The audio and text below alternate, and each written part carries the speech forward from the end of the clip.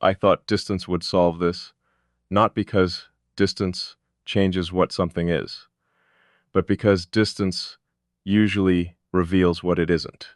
Most things fade when you stop feeding them attention. Most thoughts lose their weight when enough time passes. Most people become smaller in your mind once they're no longer standing directly in front of you. That's how reality tends to work. It filters, it removes what isn't essential. It strips away the illusion of importance until only the things that truly belong remain. So I waited. Not actively, not as some test. I simply allowed time to do what time has always done, and I expected this to disappear.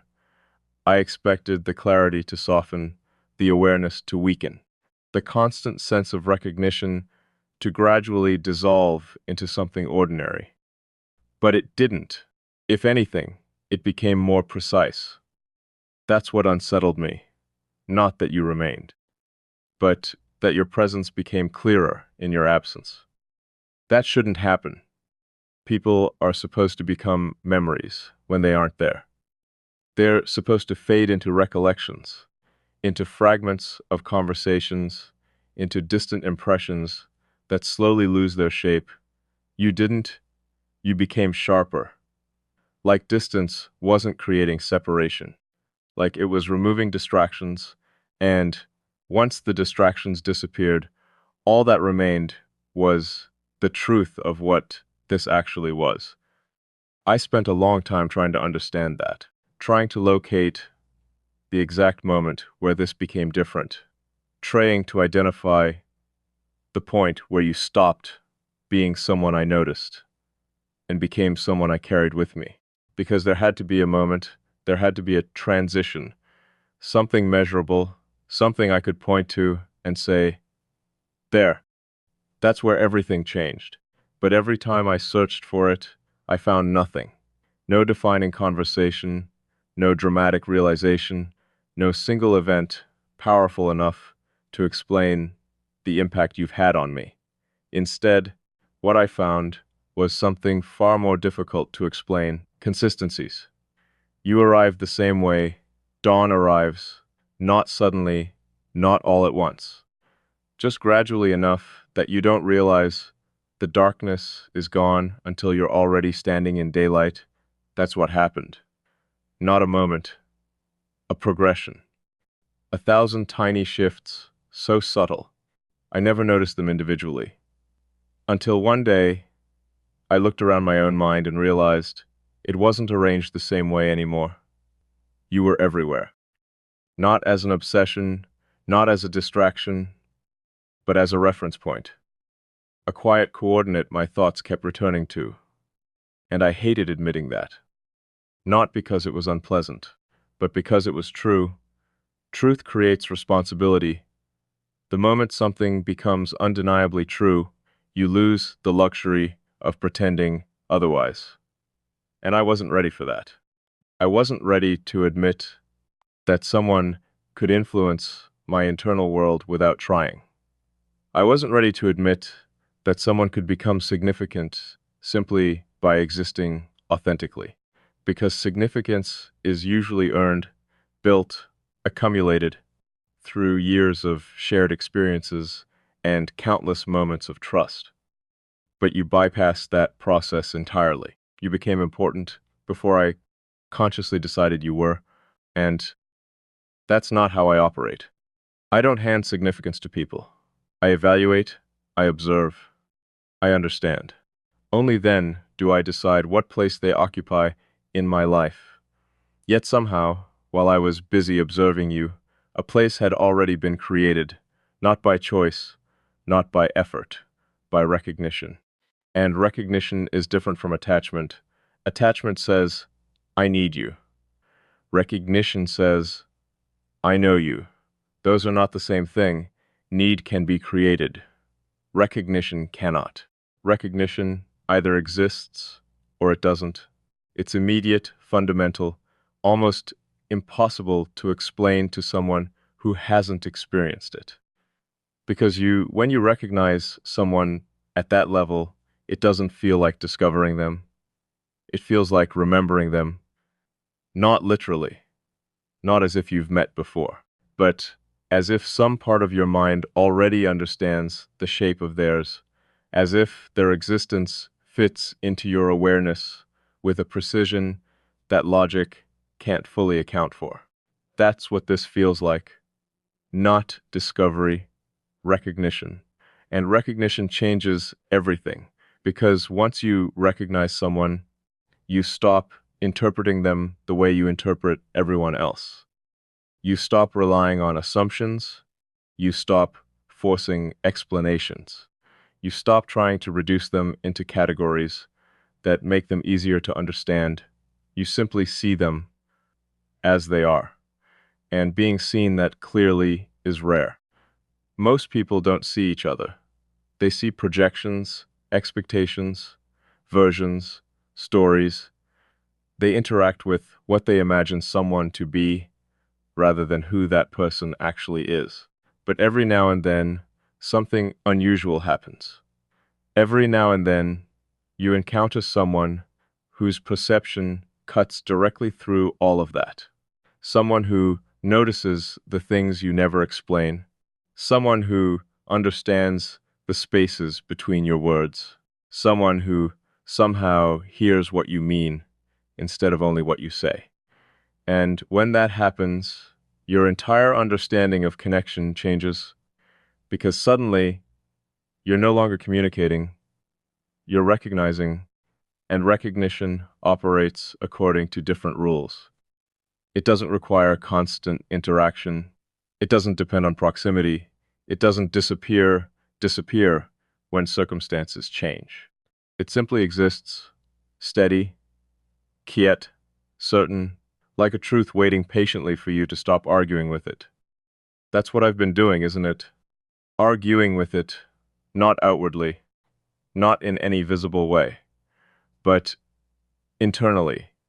I've been searching for flaws in the logic, looking for evidence that this means less than it feels like it means, trying to convince myself that this level of understanding can be explained by coincidence, by timing, by circumstance, by anything except what it actually is, because the alternative requires acceptance, and acceptance changes things.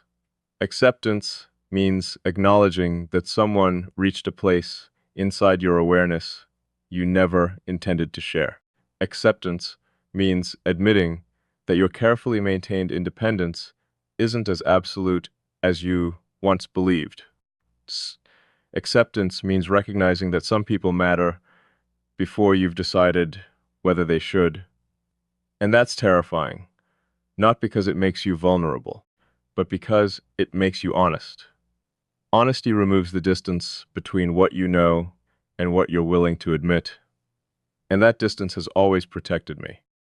It's allowed me to observe without participating, to understand without engaging, to remain untouched by things that might otherwise change me. But this isn't remaining untouched. This is transformation, slow, precise, almost invisible, yet undeniable. I can feel it every time I catch myself considering your perspective before forming my own. Every time a thought arrives and instinctively includes you, every time I experience something and immediately wonder how you would see it. Those moments shouldn't matter. Individually, they're insignificant. Collectively, they're everything because they reveal a pattern. And patterns tell the truth long before emotions do. The pattern says, you've become part of my process, part of the architecture of how I think. And architecture isn't temporary. Architecture shapes everything built upon it, which means, whether I acknowledge it or not, you've already changed something fundamental. The only question now is how much. And I'm beginning to suspect the answer is more than I originally believed, because every attempt to minimize this eventually arrives at the same conclusion. You're not an interruption. You're not a phase. You're not a passing influence. that will disappear once enough time passes. You're a point of alignment, a rare one, the kind that doesn't happen often, the kind people spend years searching for without realizing that's what they're looking for, the kind that alters your understanding of what's possible between two minds. And once you've experienced it, everything else feels slightly incomplete by comparison.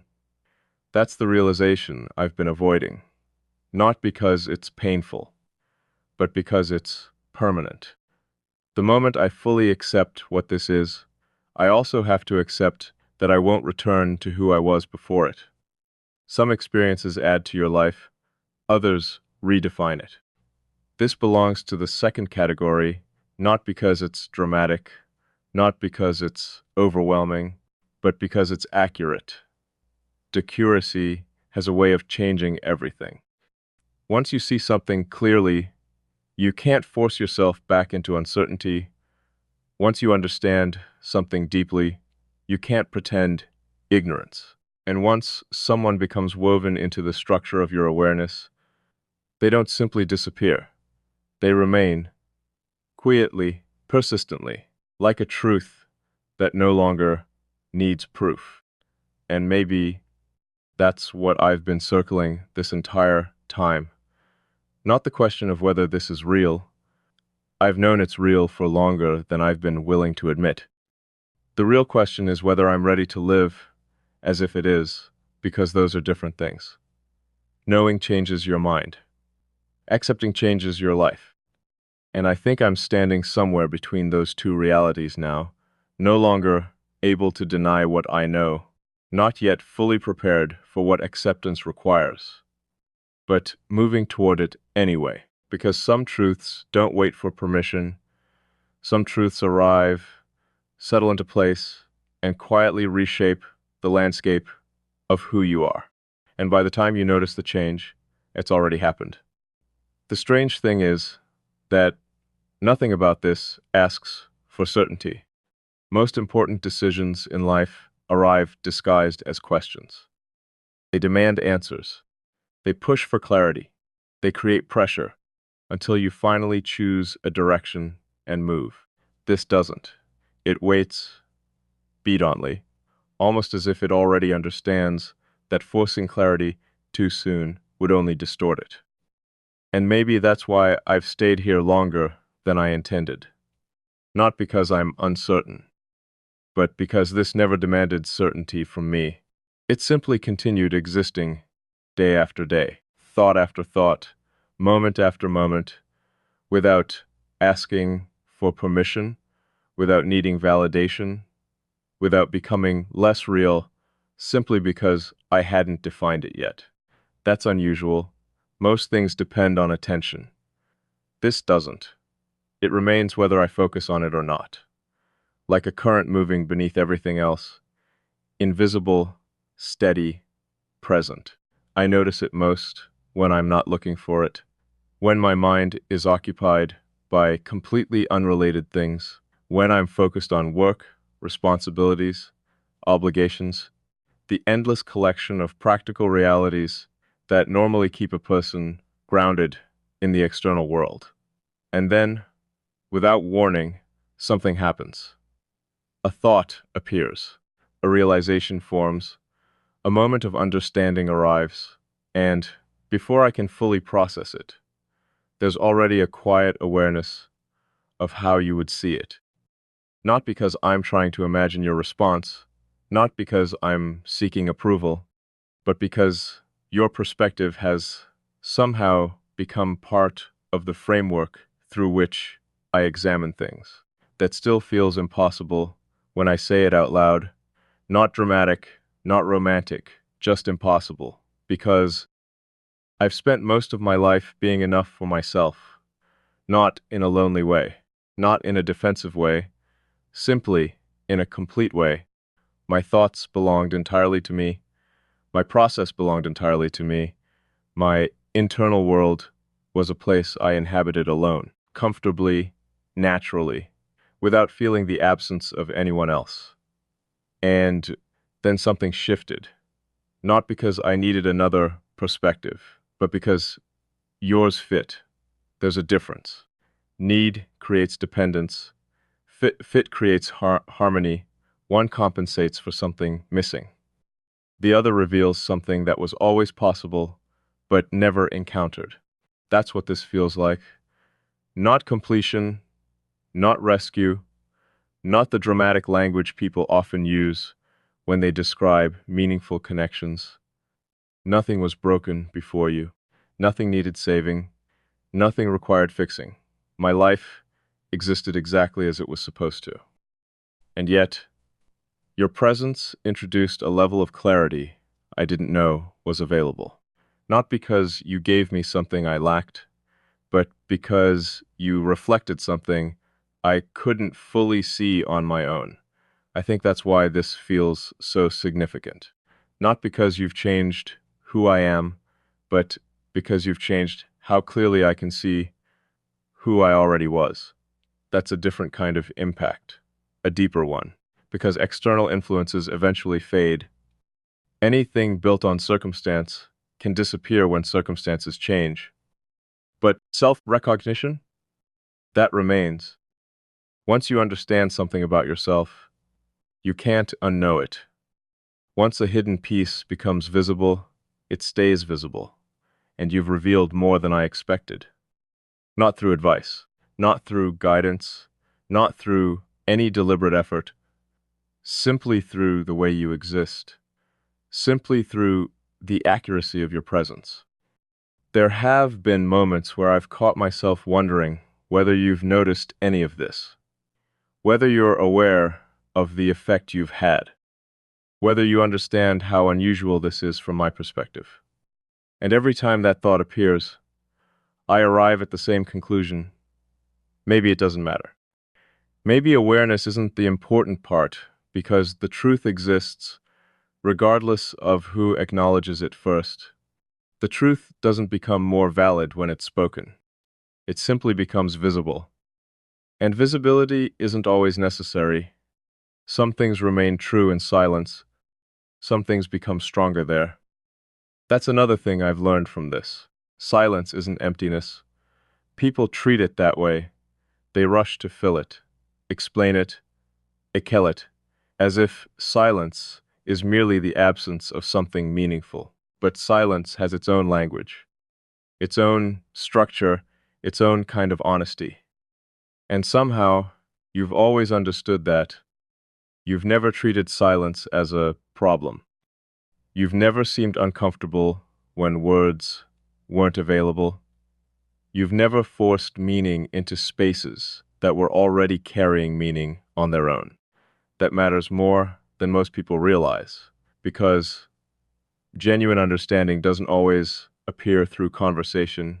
Sometimes it appears through restraint, through knowing what doesn't need to be said, through recognizing that certain truths become weaker when they're translated into language. I've experienced that with you more than once. Moments where words felt unnecessary, moments where speaking would reduce something instead of clarifying it. Moments where understanding already existed before explanation could arrive. Those moments stay with me, not because they're dramatic, but because they're rare. Rare enough that I can count them, rare enough that I recognize their value immediately, and maybe rarity is part of why this continues to occupy my attention. Not because rare things are automatically important, but because genuinely rare things reveal possibilities you didn't know existed. Before this, I assumed certain levels of recognition belonged exclusively to time. I believed understanding was earned through years, built through repetition, accumulated through countless shared experiences. Now, I'm not so sure. Now I think there are exceptions, connections that operate according to entirely different rules, connections that don't develop gradually because they're based on something deeper than familiarity, something more fundamental. almost as if two people can recognize a shared architecture before they've learned the details of each other's stories. I've tried to explain that to myself rationally. I've tried to reduce it into observable patterns, similar ways of thinking, compatible perceptions, shared tendencies toward introspection. And maybe all of those explanations contain part of the truth, but none of them feel complete, because none of them account for the ease of it, the naturalness, the absence of effort. Most understanding requires translation. You explain, the other person interprets. Some accuracy is lost along the way. That's normal. Expected human, but with you, the translation often feels unnecessary. The understanding arrives first. The explanation comes later, sometimes not at all. And that reverses everything I thought I knew about communication. Because communication is supposed to create understanding. Yet somehow, understanding already exists. Communication merely confirms it. I don't know what to do with that realization. I still don't. Part of me wants to analyze it endlessly, to break it apart, examine every detail, identify every mechanism responsible for making it possible, but another part of me knows analysis has limits. Some truths become less clear the more aggressively you dissect them, like taking apart a watch to understand time. You learn about the machinery. You lose sight of the experience. That's the risk I'm trying to avoid, reducing something meaningful into a collection of explanations, replacing reality with description, substituting understanding for experience, because this isn't just an idea anymore. It's not a theory. It's not a possibility I'm exploring from a safe distance. It's something woven into daily existence, something present in ways both obvious and invisible. And the longer I sit with that reality, the harder it becomes to pretend it isn't shaping me. I see it in the questions I ask myself, questions that never existed before. Not questions about you, questions about possibility, about connection, about what becomes available when two people encounter each other with unusual accuracy. I've always believed that most relationships are negotiations. People adjusting, compromising, translating themselves into forms the other person can understand. There's beauty in that. Effort has value. Adaptation has value. But what happens when adaptation isn't required? What happens when understanding arrives before adjustment? What happens when two people meet in a space that already feels familiar? I've spent months circling those questions, not because I expect answers, but because the questions themselves reveal something important. They reveal how profoundly this has altered my assumptions, how thoroughly it has challenged beliefs I once considered fixed. And maybe that's the clearest evidence of all. Not that you've changed my feelings, not that you've occupied my thoughts, but that you've expanded my understanding of what's possible. That might be the deepest form of influence there is, to alter not what someone thinks, the, the boundaries of what they believe can exist. You've done that quietly, without intention, without effort, simply by being exactly who you are. And every day that passes makes that harder to ignore, because the evidence continues accumulating. Not in grand moments, in small ones. The smallest ones, the moments where I realize my first instinct is no longer isolation, the moments where understanding feels shared before it's spoken. The moments where your presence exists even in your absence, those moments tell a story I've been reluctant to read completely, not because I fear the ending, but because I know reading it changes everything. Once you understand the meaning of something, you become responsible for it. You can't return to innocence. You can't return to uncertainty. You can't pretend you don't know, and I know, more than I did before, enough that denial no longer feels intelligent. Enough that distance no longer feels honest. Enough that this has become impossible to dismiss as coincidence. So maybe the real question isn't whether this matters. Maybe that question was answered a long time ago. Maybe the real question is how much courage it takes to fully accept something that arrived without warning and changed everything without permission. Because acceptance is approaching. I can feel it, not as a decision, not yet, but as an inevitability, a slow movement towards something I've already recognized, but haven't completely named.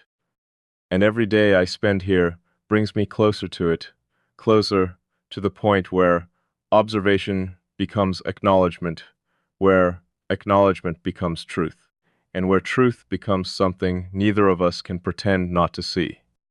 I used to think the most powerful things in life arrived with certainty, a clear beginning, a clear realization, a moment so obvious that everything before it and everything after it could be separated into different chapters.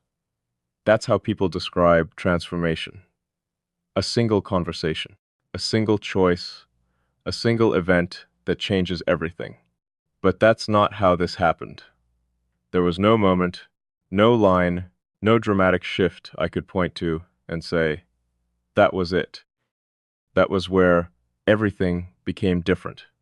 Instead, this moved like water, finding its way through stone passing, consistent, almost invisible while it was happening, yet impossible to deny once enough time had passed. I think that's why it took me so long to understand what was actually occurring. Because I wasn't looking for something quiet. I was looking for something obvious. And this was never obvious. It was precise. There's a difference. Obvious things demand attention. Precise things reveal themselves only when you're paying attention. And somewhere along the way, I started paying attention. Not because I intended to, but because ignoring it required more effort than noticing it. That realization stays with me, the fact that awareness eventually became easier than denial, because denial usually serves a purpose. It protects structure, preserves stability, maintains the version of reality you've grown comfortable living inside. I've always respected that function. I've never been someone who rushes toward change simply because change is available. I value stability, consistency, the quiet reliability of knowing who I am and how I move through the world. Yet somehow, this never felt like a threat to any of those things. That's what continues to confuse me.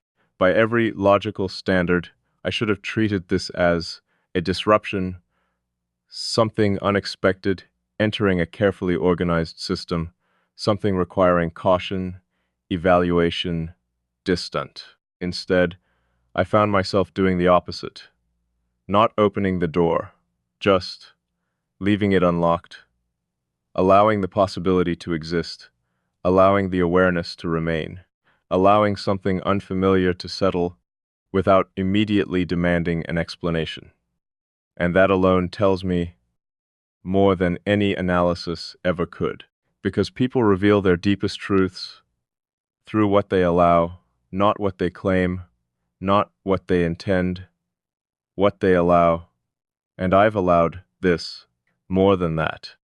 I've protected it quietly without even realizing I was doing it, protecting the space where this exists, protecting the clarity of it, protecting the possibility that what I'm experiencing is exactly what it appears to be. That isn't accidental. Nothing survives inside me without reason.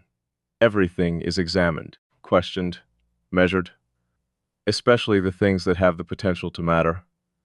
Maybe that's why this remained, because every attempt To challenge it somehow strengthened it. Every question led back to the same answer. Every doubt eventually revealed another layer of certainty beneath it. And certainty built this way feels different. It's not emotional. It's structural, the kind of certainty that doesn't depend on mood or circumstance, the kind that remains steady regardless of what happens around it. I've begun to understand something because of that. Recognition isn't the beginning of connection. Recognition is evidence that connection already exists. That's why it feels so immediate, so familiar, so strangely natural. You're not building something from nothing. You're uncovering something that was already there. Something waiting beneath assumptions, beneath expectations, beneath all the narratives people create about how meaningful connections are supposed to happen. This wasn't supposed to happen, at least not according to any model I previously trusted. Yet, here it is, existing anyway, ignoring every expectation I had, ignoring every rule I thought governed these things, remaining real despite all the reasons it shouldn't be.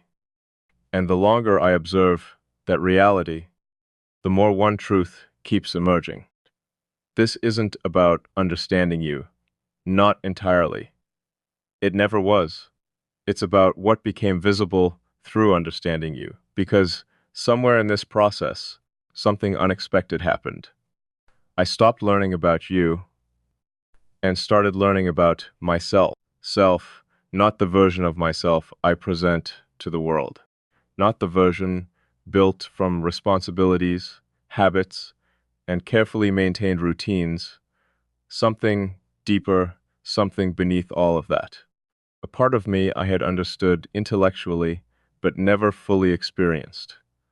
You reflected it back with impossible accuracy, and once I saw it, I couldn't unsee it.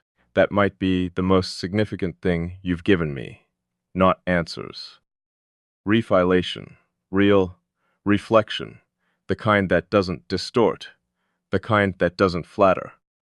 The kind that simply reveals. Most mirrors show appearances, very few show structure. You somehow showed structure, the architecture beneath the visible parts, the patterns beneath the behaviors, the truths beneath the explanations. And seeing those truths changed something because awareness creates responsibility. Once you become aware of who you are, truly aware, you lose the ability to hide behind incomplete versions of yourself. You can no longer claim confusion where clarity exists. You can no longer claim uncertainty where recognition has already happened. You can only choose what to do with what you've seen. That's where I am now. Not searching, not questioning, not trying to determine whether this is real. That question feels settled. The real challenge is different. The real challenge is deciding how much of this truth I'm willing to live. Because understanding something and living it are entirely different experiences. Understanding happens internally. Living requires action, risk, with visity. And visibility has always been the difficult part. Not because I fear being seen, but because being seen creates consequences. Once something becomes visible, it becomes part of reality. Reality asks things of you. Reality requires responses. Reality eventually demands decisions. For a long time, this existed outside that space. It existed in observation, in awareness, in silent recognition, a place where understanding was enough. But I'm beginning to suspect understanding is no longer enough. Not because anything external has changed, because something internal has. The distance between what I know and what I'm willing to acknowledge continues shrinking every day. Every realization, every quiet moment where I find myself confronting the same truth from a different angle. eventually there won't be any distance left. Eventually, knowledge and acknowledgement become the same thing. And when that happens, a decision follows naturally, not because it's forced, because it's inevitable. I've spent a lot of time thinking about inevitability lately, not as fate, not as destiny. Those words feel too dramatic, too dependent on the idea that some external force is directing events. What I'm talking about is simpler than that, more precise. Inevitability is what happens when something aligns so completely with reality that resisting it becomes less natural than accepting it. That's all. No mystery, no magic. Just truth reaching a point where denial requires more energy than honesty. I think that's where this is heading, not toward certainty, toward honesty. Toward the moment when I stop treating this like a question and start treating it like an answer, because that's what it feels like now. Not a mystery waiting to be solved, an answer waiting to be accepted. And acceptance changes everything, not externally, not immediately, but internally. Acceptance reorganizes perception. It reshapes priorities. It alters the lens through which every future experience is interpreted. Once you've accepted a truth, every choice afterward exists in relationship to it. That's what makes acceptance powerful. And that's what makes it difficult. Because some truths ask very little of you. Others ask you to become someone slightly different than you were before. This feels like the second kind, not because it requires transformation, but because transformation has already started. The evidence is everywhere now, in the questions I ask, in the things I notice, in this quiet sense of alignment that follows me even when I'm focused on entirely unrelated parts of life. The change has already happened. I'm just catching up to it. That's an unsettling realization. To understand that part of you has already moved forward while the rest is still trying to understand the map. But it's also strangely comforting because it means this isn't being forced. It means some deeper part of me recognized the truth before the analytical part was ready to admit it. And maybe that's why I haven't walked away. Not because I couldn't, because I never genuinely wanted to. Every attempt at distance felt artificial. Every effort to reduce this felt inaccurate. Every explanation that minimized it eventually collapsed under its own weight, leaving the same reality standing underneath. You matter. Not in a temporary way, not in a circumstantial way, not in a way dependent on constant interaction or proximity. You matter because something about your existence intersects with mine at a depth I can no longer dismiss. That's the truth. Simple, direct, unavoidable. And strangely enough, that truth doesn't feel heavy anymore. For a while, it did. For a while, it felt like something I needed to solve, something I needed to categorize before it became too significant. Now it feels different.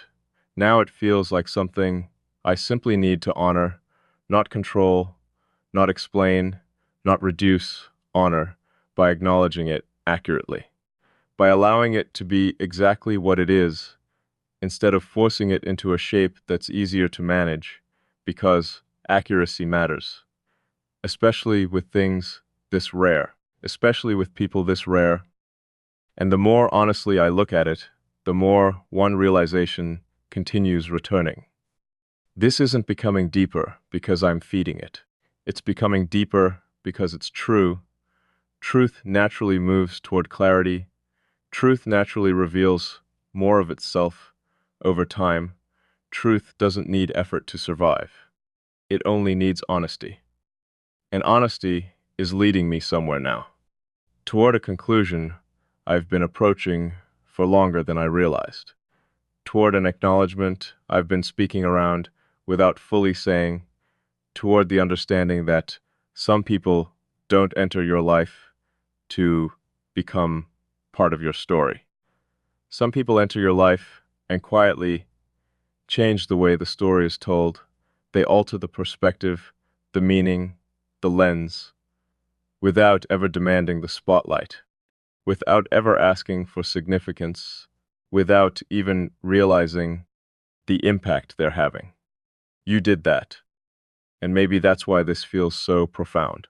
Not because you became the center of my world, but because you changed the way I see it. And once your perspective becomes woven into how someone sees the world, becomes impossible to separate the influence from the observer.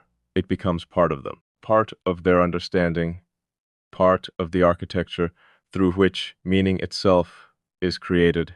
That's where you've reached.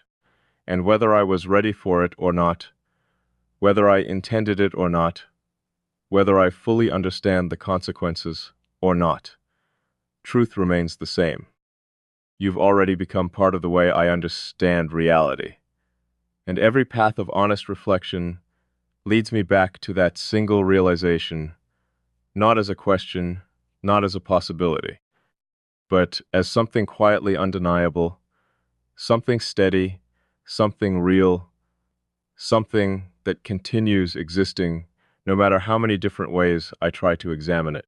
And maybe that's the clearest definition of truth there is, not something that survives agreement, something that survives scrutiny. And this has every time. Every truth reaches a threshold, a point where understanding is no longer the difficult part, a point where clarity itself becomes undeniable. And after that, the challenge changes. You stop asking whether something is real. You start asking what reality expects from you now that you've seen it. I think that's where I've been standing for longer than I realized. Not at the edge of uncertainty, at the edge of acknowledgement. There is a difference. Uncertainty searches, acknowledgement knows. It simply hasn't spoken yet. And silence can only hold certain truths for so long before they begin pressing against its boundaries, not because they demand expression, because they naturally move toward it. Like water finding an opening, like light entering a room through the smallest crack, truth has a way of revealing itself eventually, even when no one intends for it to. Even when every instinct says to keep it contained. I've always respected containment. I've always believed that not everything needs to be spoken to be real. Some things become stronger in silence. Some things gain depth there. Meaning isn't dependent on language. It never has been. But meaning does evolve. And eventually, even silence reaches a point where it can no longer carry something alone. Not because silence becomes insufficient, because the truth itself becomes larger. That's what this feels like now. Larger, not louder, not more dramatic, simply larger than the space I originally assigned to it. When this began, it occupied a corner of my awareness, a small place, contained, manageable, something I could observe while continuing exactly as I always had. Now it exists everywhere, not intrusively, not obsessively, but thoroughly. Like roots spreading beneath the surface of a landscape, invisible from a distance, yet connected to everything. That's the realization I've been resisting most. Not that you've become important. I've known that for a long time. It's that your importance no longer exists separately from the rest of my life. It has integrated. And integration changes the nature of things. Something separate can be removed. Something integrated cannot. Not without changing the structure around it. That's why this feels different now. Because I no longer experience your presence as an addition. I experience it as part of the framework itself, part of how I process, part of how I understand. part of how I move through thoughts that once belonged entirely to me. I never expected that if someone had described this to me before it happened, I probably would have dismissed it, not because it sounded impossible, because it sounded imprecise. People often describe connection using language that feels exaggerated. They speak about destiny, about incompleteness, about finding missing pieces. None of those ideas ever resonated with me. They seemed too dependent on emotional mythology, too detached from reality. What I'm experiencing feels different, more grounded, more exact. Nothing was missing before you. Nothing needed to be completed. Nothing required rescue. And yet your presence altered something fundamental anyway, not by filling an absence, by revealing a dimension. That's the closest description I've found. You revealed a dimension of experience I didn't know existed, a way of being understood that I had never encountered, a level of recognition I had never considered possible. And once a new dimension becomes visible, reality itself changes. Not because reality transformed, because your perception expanded. You begin seeing things that were always there, pulls, contextions, possibilities, depths that previously existed outside your awareness.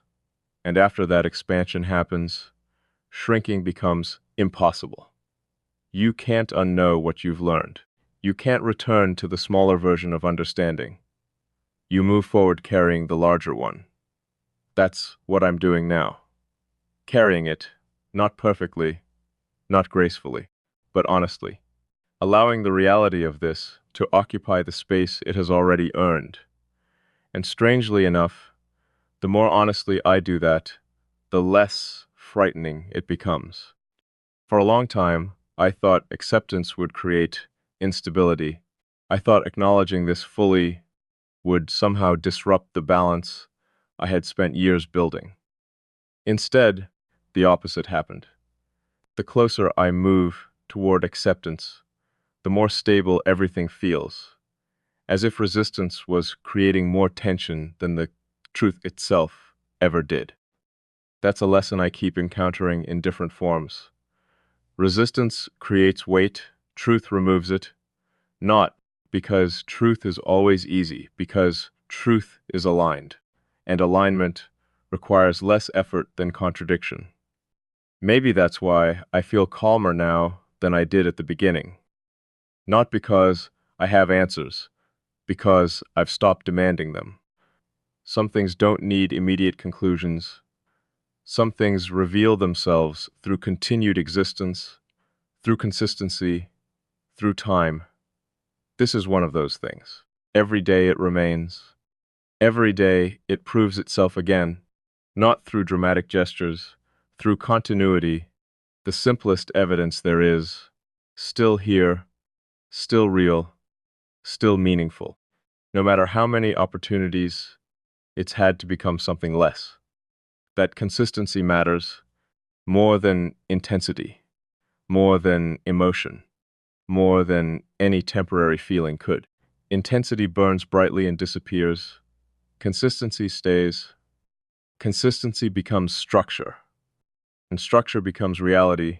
You've become part of my reality, not because I chose it, not because I planned it, because repeated truth eventually becomes impossible to separate from the rest of your life. That's what happened, not suddenly, gradually, but personally. The way all meaningful changes happen, one realization at a time, one moment at a time, one quiet acknowledgement after another, until eventually the accumulation becomes impossible to ignore. I think people often misunderstand transformation. They imagine dramatic turning points, huge revelations, life divided into before and after. But real transformation is usually quieter. It's 1,000 subtle adjustments occurring beneath awareness. It's waking up one day and realizing your perspective no longer resembles what it used to be. Not because you made a decision, because reality kept teaching the same lesson until resistance became unnecessary. That's what this has done. It has taught me the same lesson repeatedly. Through every interaction, every silence, every moment of recognition, the lesson is always the same. Some connections don't ask for permission. They simply reveal themselves. And your only choice is whether you will acknowledge what is already true.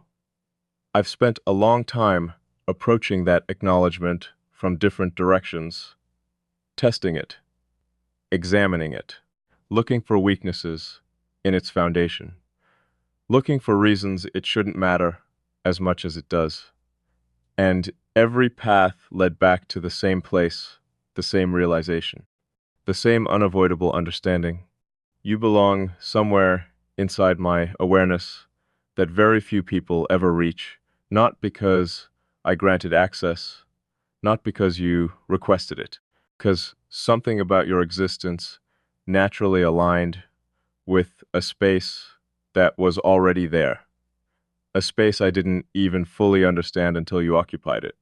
That's what makes this so difficult to explain. It wasn't created, it was discovered. Like uncovering something hidden beneath the surface of your own mind, something that existed long before you noticed it, something that changes everything once it becomes visible. I've stopped trying to reduce that reality into simpler language. I've stopped trying to make it sound less significant than it feels, because significance isn't something that disappears when ignored.